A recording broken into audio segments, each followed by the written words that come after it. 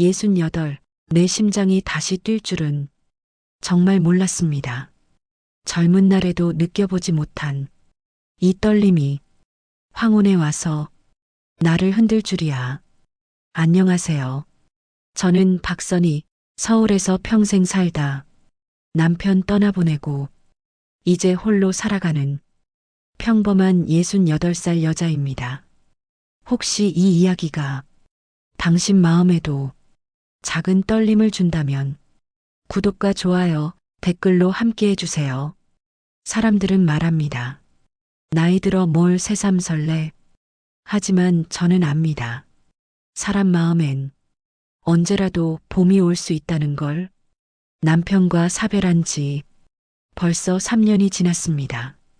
자식들은 멀리 떠나 내 곁엔 아무도 없습니다. TV 소리만이 텅 빈 집을 채웠고 거울 속 내 얼굴엔 주름과 흰머리가 시간의 무게를 보여주었습니다. 또 하루가 시작됐구나. 혼잣말로 밥을 지어도 찬밥은 금세 식고 마음도 따라 식었습니다. 그러던 어느 날 친구 미숙에게서 전화가 걸려왔습니다. 선이야, 우리 농촌 봉사활동 같이 가자. 봉사활동?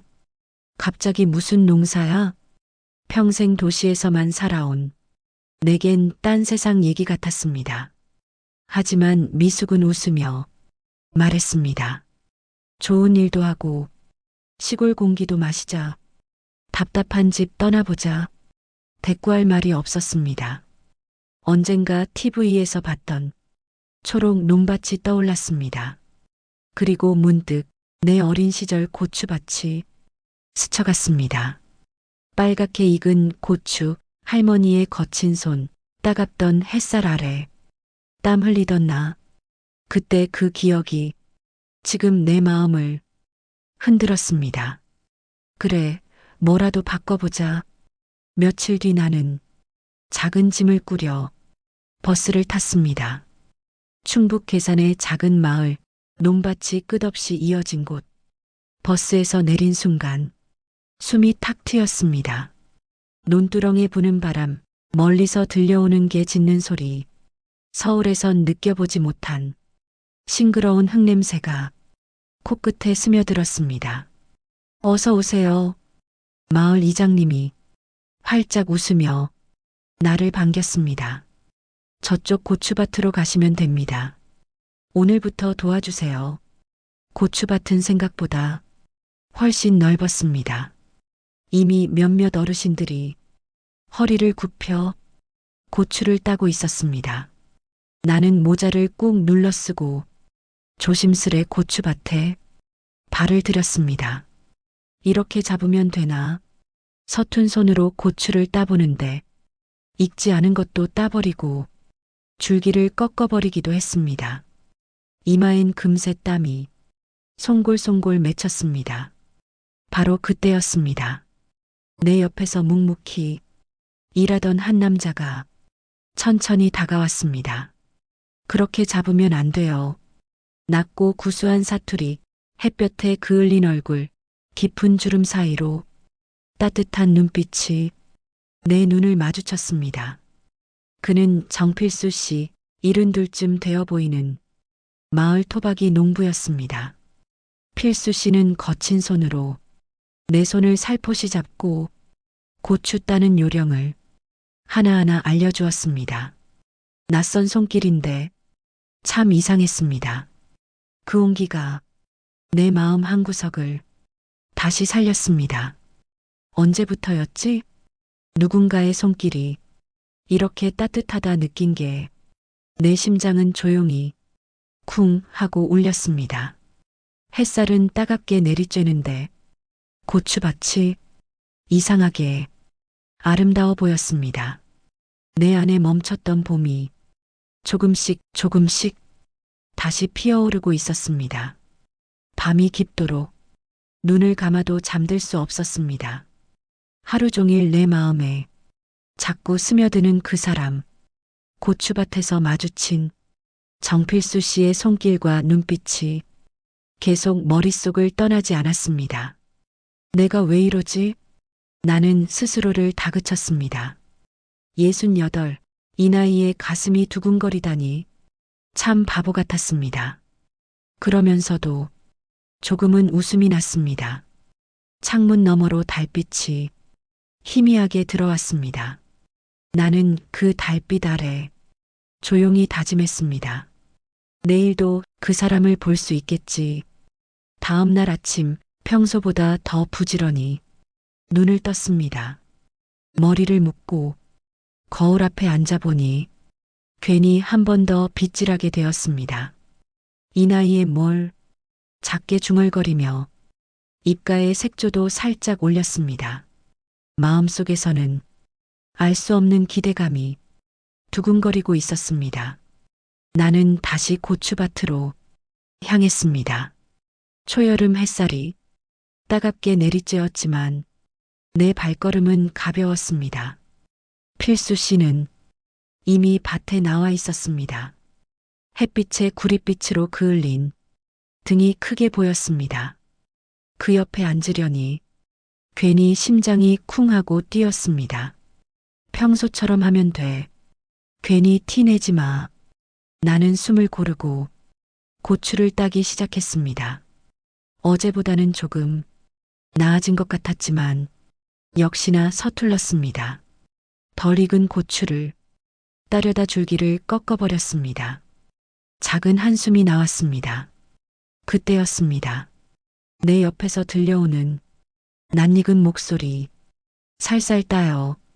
줄기 상하면 내년에도 못 맺어요. 고개를 돌리니 필수 씨가 웃고 있었습니다. 그 웃음이 괜히 나를 부끄럽게 했습니다. 죄송해요. 또 잘못 땄네요. 처음 하는데 뭐. 내가 처음 서울 갔을 때는 지하철 표도 못 샀어요. 필수 씨의 농담에 나도 모르게 웃음이 났습니다. 그는 수건 하나와 물병을 내밀었습니다. 더우니까 이거 마셔요. 고맙습니다. 차가운 물이 목을 타고 내려갔습니다. 그 작은 시원함이 내 마음에도 스며드는 것 같았습니다. 필수 씨가 조용히 내 손끝을 보았습니다. 손이 고와요. 그동안 많이 힘 안 들이고 사셨죠? 나는 잠시 머쓱하게 웃었습니다. 서울에선 남편도 바빴고 아이들도 크고 나선 혼자였어요. 필수 씨는 내 말을 듣고 고개를 끄덕였습니다. 서울은 돌아가면 또 혼자 사시겠네요? 그 짧은 물음이 가슴을 콕 찔렀습니다. 나는 애써 웃으며 작게 대답했습니다. 네, 여기서는 이렇게라도 같이 일하지만 돌아가면 또 예전처럼 혼자겠죠. 필수 씨는 한참을 반 너머를 바라보다가 작게 말했습니다. 혼자는 익숙해져도 좋은 건 아니죠. 그 말이 괜히 마음을 울렸습니다. 그의 얼굴에 깊게 패인 주름이 이상하게 안쓰럽고 다정해 보였습니다. 점심 무렵이 되자 필수 씨는 그늘막을 쳐주었습니다. 앉아서 쉬어요. 무리하면 안 돼요. 괜찮아요. 할 수 있어요. 나는 손사래를 쳤지만 필수 씨는 고개를 저었습니다. 이 나이에 몸 상하면 안 되잖아요. 그 말에 괜히 가슴이 조금 따뜻해졌습니다. 남편과 살 땐 바쁘다는 핑계로 이런 세심함을 받아본 적이 없었습니다. 내가 무얼 좋아하는지 언제 힘든지 묻는 사람도 없었습니다. 그런데 필수 씨는 말수가 많지 않아도 작은 행동 하나하나로 나를 살폈습니다. 그가 내게 내미는 물 한 모금 그늘막 하나가 이렇게 따뜻하다니. 오후엔 다시 필수 씨 옆에서 나란히 고추를 땄습니다. 가끔 눈이 마주치면 나는 피하려 했지만 그는 피하지 않았습니다. 조용히 웃는 그 눈빛이 낯설고도 설레었습니다. 나 참, 내가 지금 뭐 하는 거지? 스스로를 다그쳐보지만 이미 마음은 작게 흔들리고 있었습니다. 해가 기울 무렵 작업을 마치고 숙소로 돌아가는 길에 발걸음이 괜히 천천히 느려졌습니다. 멀리서 필수 씨가 조용히 손을 흔들어 주었습니다. 나는 그 모습에 가슴이 쿵 하고 내려앉았습니다. 또 올 거야. 내일도. 문득 나는 깨달았습니다. 고마움도 아니고 단순한 외로움도 아닌 아주 오랜만에 찾아온 내 마음속 봄이 조금씩 피어나고 있다는 걸. 숙소에 들어와 불을 끄고 침대에 누웠습니다. 창문 너머 초승달이 떠 있었습니다. 나는 달빛 아래 조용히 눈을 감았습니다. 정필수 씨, 내일도 고추밭에서 같이 일해요. 조금 더 곁에 있고 싶어요. 다음 날 아침, 나는 다시 고추밭으로 향했습니다. 밤새 마음속에서 정필수 씨의 얼굴과 목소리가 몇 번이고 떠올랐습니다. 이러면 안 되는데. 근데 왜 이렇게 좋지? 모자를 쓰고 밭에 서 있는데 멀리서 필수 씨의 모습이 보였습니다. 등에 이슬이 살짝 맺힌 남루한 셔츠 차림. 그런데 그 모습이 왠지 든든해 보였습니다. 일찍 나오셨네요? 내가 먼저 말을 걸자 필수 씨는 작게 웃으며 대답했습니다. 고추는 해 뜨기 전에 따야 좋아요. 조용한 말투, 그 안에 스며 있는 사람 냄새가 좋았습니다. 두 사람은 나란히 밭에 앉아 고추를 땄습니다. 어느새 내 손길도 조금씩 익숙해졌습니다. 가끔은 필수 씨가 내 손을 살짝 잡아 자세를 고쳐주곤 했습니다. 그때마다 내 심장은 조용히 뛰었습니다.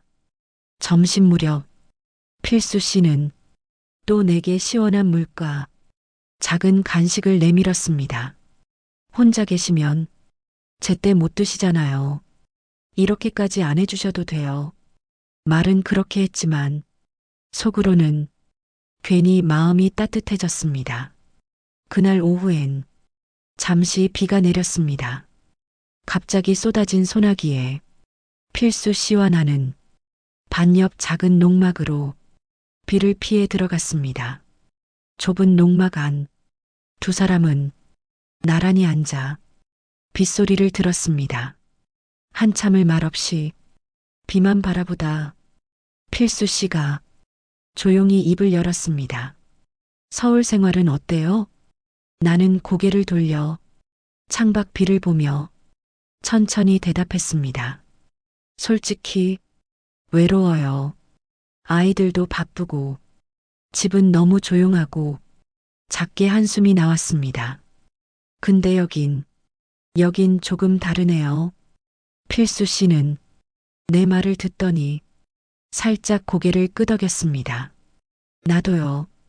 평생 혼자 밥만 봤는데 요즘은 좀 달라요. 그의 마지막 말에 내 가슴이 쿵 내려앉았습니다. 혹시 나 때문일까? 조심스레 그를 봤습니다. 필수 씨는 창밖 빗방울 너머 어딘가 먼 곳을 보고 있었습니다. 말은 적었지만 나는 알 수 있었습니다. 그 사람도 나처럼 외로웠다는 걸. 빗소리가 유난히 크게 들렸습니다. 농막 안 좁은 공간. 우리는 무릎이 살짝 맞닿았습니다. 그 작은 온기가 내 마음을 흔들었습니다. 이런 감정, 나 정말 괜찮은 걸까? 며칠이 더 지났습니다. 고추밭에서 필수 씨와 나란히 앉아 일을 하는 모습은 이제 마을 사람들에게도 낯설지 않은 풍경이 됐습니다. 하지만 그 평온은 길지 않았습니다. 마을 우체국에 편지를 붙이러 간 날 어디선가 들려오는 수군거림이 내 귀를 파고들었습니다. 서울서 온 할머니라며 정필수 영감이랑 맨날 붙어 다닌다던데? 에이, 나이 들어. 그게 무슨 꼴이래. 말을 하는 사람들은 내가 들을 거라 생각도 안 하는 듯 작게 웃고 있었습니다. 내 얼굴이 순간 확 달아올랐습니다. 고개를 푹 숙이고 서둘러 발걸음을 옮겼습니다. 왜 이렇게 창피하지? 내가 뭘 그렇게 잘못했나? 마을로 돌아오는 길 나는 필수 씨를 보았습니다. 그는 여전히 밭에서 일을 하고 있었습니다. 괜히 내 마음은 복잡해졌습니다. 그 사람과 함께 있는 순간은 너무 따뜻한데 남들 눈에는 주책맞은 노인네로 보일 수도 있다는 게 부끄럽고 두려웠습니다. 그날 밤 나는 숙소에 혼자 앉아 스스로를 다그쳤습니다. 이 나이에 뭘 설레. 어차피 잠깐인데. 그런데도 마음 한켠은 자꾸만 그 사람에게 가 닿았습니다. 다음 날 필수 씨가 내 얼굴을 보고 작게 물었습니다. 무슨 일 있어요? 나는 아무렇지 않은 척 고개를 저었습니다. 아니에요. 하지만 내 표정은 거짓말을 못했습니다. 필수 씨는 작게 한숨을 내쉬었습니다. 마을에서 뭐라 했나 봐요? 나는 고개를 떨궜습니다. 사람들이 수군거리길래요. 필수 씨는 잠시 말을 아꼈다가 내 손을 살포시 잡았습니다. 남들 말 신경 쓰지 말아요. 그 한마디가 내 가슴을 울렸습니다. 그의 손길은 거칠었지만 따뜻했습니다. 나는 그 손을 꽉 잡았습니다. 밤이 되어 숙소로 돌아와 불을 끄고 누웠습니다. 창문 너머 달빛 아래 나는 작게 중얼거렸습니다. 필수 씨, 나는 괜찮아요. 근데 우리 진짜 어떻게 되는 걸까? 내 마음속 봄은 조금씩 더 커지고 있었습니다. 마을 사람들의 수군거림은 생각보다 빠르게 내 귀에 그리고 서울에까지 닿았습니다. 며칠 뒤였습니다. 낯선 번호로 전화가 왔습니다. 엄마, 어디 계세요? 큰아들이었습니다. 나는 잠시 머무시다 작게 대답했습니다. 농촌에 봉사 왔다. 농사 짓는 할아버지랑 붙어 다닌다고 소문 들었어요. 그 말에 가슴이 덜컥 내려앉았습니다. 그게 그런 게 아니라 내가 말을 흐리자 아들은 한숨을 쉬었습니다. 엄마, 이 나이에 뭘 새삼 그러세요? 창피해요. 숨이 막혔습니다. 내가 뭘 잘못했나? 엄마 체면 좀 생각하세요. 빨리 올라오세요. 뚝 전화를 끊고 나는 한참을 서 있을 수 없었습니다. 손이 덜덜 떨렸습니다. 내가 잘못한 걸까? 그냥 농사일 도운 건데. 그날 밤 필수 씨는 내 얼굴을 보고 조용히 물었습니다. 무슨 일 있어요? 나는 애써 웃었습니다. 괜찮아요. 하지만 필수 씨는 내 눈을 보고 모를 리 없었습니다. 자식들이 뭐라 했죠? 나는 작게 고개를 끄덕였습니다. 서울 올라오래요. 창피하다네요. 그 말에 필수 씨는 고개를 떨궜습니다. 미안해요. 내가 괜한 짐 됐네요. 그 목소리가 왠지 더 마음을 아프게 했습니다. 나는 그의 거친 손을 살포시 잡았습니다. 짐 아니에요. 작은 농막 안 우리는 나란히 앉아 말없이 빗소리를 들었습니다. 밖에는 또 비가 내리고 있었습니다. 며칠 뒤 태풍 예보가 들려왔습니다. 마을은 분주해졌습니다. 필수 씨는 새벽부터 고추밭을 살피고 있었습니다.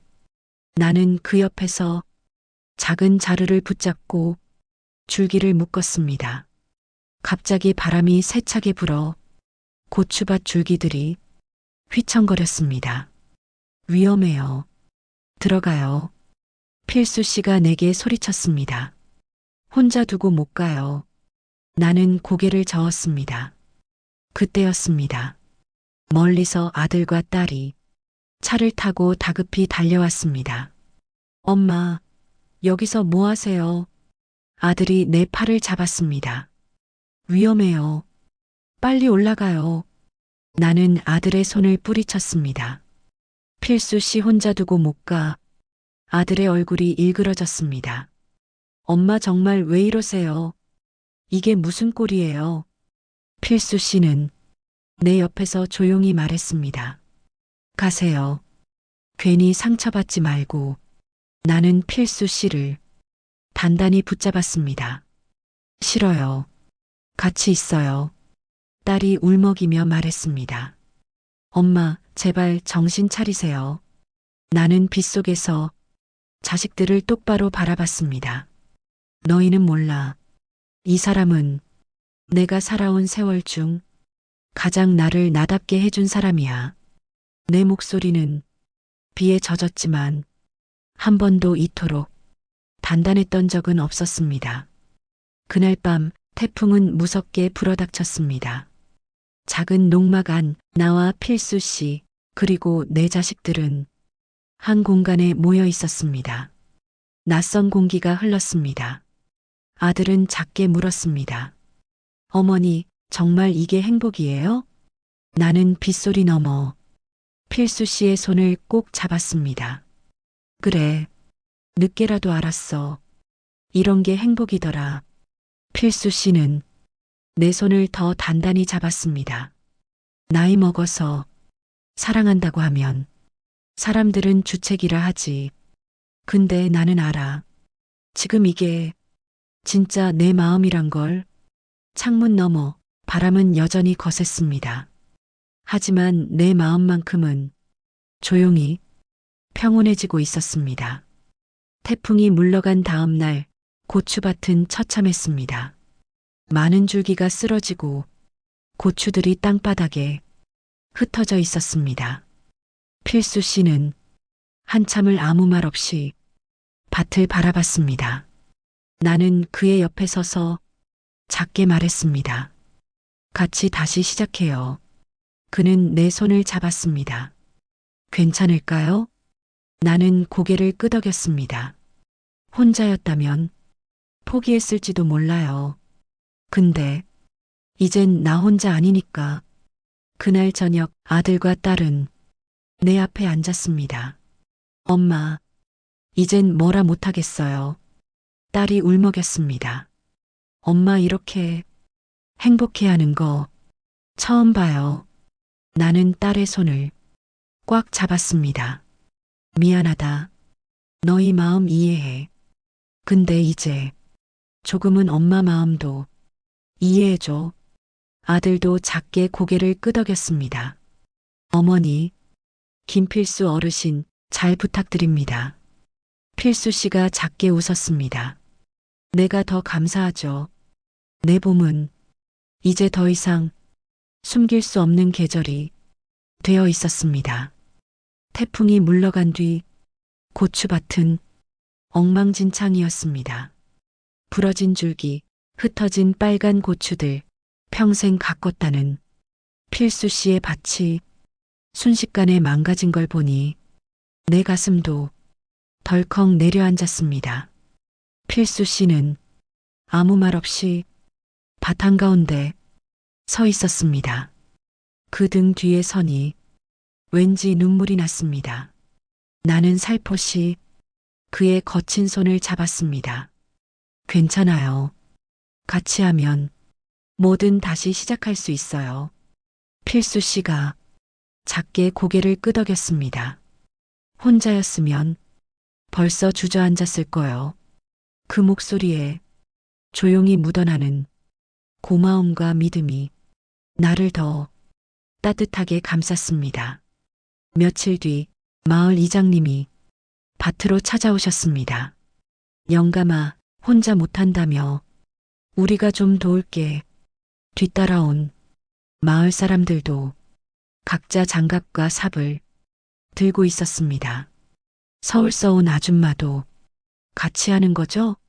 나는 작게 웃었습니다. 그럼요. 저도 식구나 마찬가지예요. 자식들도 달라졌습니다.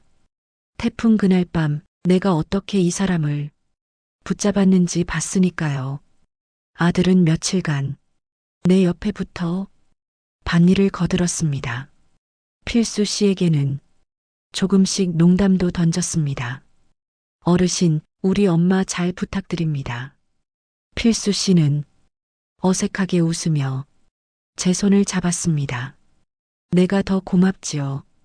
어느 날 해질녘 밭머리에 앉아 필수 씨와 빗물 자국이 남은 밭을 바라봤습니다. 고추는 많이 쓰러졌지만 남은 줄기에서 새싹이 조금씩 올라오고 있었습니다. 나는 그 작은 싹들을 가만히 쓰다듬었습니다. 보세요. 쓰러져도 다시 자라잖아요. 필수 씨가 내 손등 위에 자신의 손을 포겠습니다. 선희 씨 덕분이에요. 그의 손길이 따뜻했습니다. 그날 밤 작은 농막 앞에서 별빛을 올려다보고 있었습니다. 필수 씨가 어디선가 작은 상자를 내밀었습니다. 이게 뭘까요? 나는 고개를 갸웃하다 상자를 열었습니다. 작은 은반지 하나. 이 나이에 반지라니. 나도 모르게 웃음이 났습니다. 이제는 같이 가시죠. 필수 씨의 목소리가 살짝 떨렸습니다. 내 마음도 덜컥 내려앉았습니다. 내가 괜찮을까요? 내가 더 부족하지요. 선희 씨랑 있으면 하루가 짧아요. 나는 작게 눈가를 훔쳤습니다. 같이 갑시다.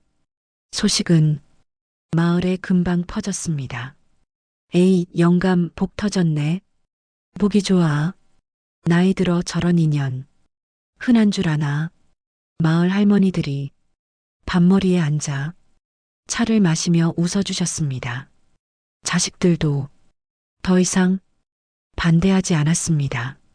딸은 나를 껴안고 작게 울었습니다. 엄마, 젊을 때보다 지금이 더 예뻐요. 나는 딸의 머리를 조용히 쓰다듬었습니다. 너희가 이해해줘서 엄마 더 행복하다. 그해 가을 작은 마을 예배당에서 우리 둘은 작은 약속을 나눴습니다. 꽃장식 대신 밭에서 따온 고추 몇 줄기, 축가는 이장님의 허스키한 덕담 한마디, 그게 전부였습니다. 그런데도 나는 그날 평생 가장 예쁜 신부였습니다. 필수 씨가 내 손을 잡고 말했습니다. 선희 씨 덕에 내 인생에 봄이 왔어요. 나는 웃으며 작게 대답했습니다. 봄은 같이 키우는 거예요. 결혼 후 서울 집을 정리하고 나는 완전히 이곳에 자리 잡았습니다. 아침이면 필수 씨와 밭에 나가 고추 줄기를 살핍니다. 점심엔 작은 반찬통에 김치 담아와 밭머리에서 같이 먹습니다. 가끔 손주들이 주말에 찾아오면 할아버지한테 고추 따는 법을 배우며 해맑게 웃습니다. 아이들이 이렇게 웃을 수 있는 건 내 마음이 편안하기 때문입니다. 저녁이 되면 해가 지는 밭머리에 둘이 앉아 서로의 손을 잡습니다. 손등엔 주름이 늘고 손톱엔 흙이 묻었지만 마음만은 젊을 때보다 더 깨끗해졌습니다. 오늘도 나는 필수 씨 옆에 앉아 밭을 바라봅니다. 고추밭 위로 부는 늦여름 바람에 내 마음은 흔들리지 않습니다. 어느새 밤하늘엔 별이 뜨고 작은 바람이 우리의 이야기를 조용히 감싸줍니다. 나는 알아요. 이 나이에 핀 봄은 조금 느리고 조금 서툴지만 그래서 더 따뜻하다는 걸. 혼자가 아니라서 이제는 두렵지 않습니다. 우리가 함께라면 어떤 계절도 견딜 수 있습니다. 고맙습니다. 필수 씨.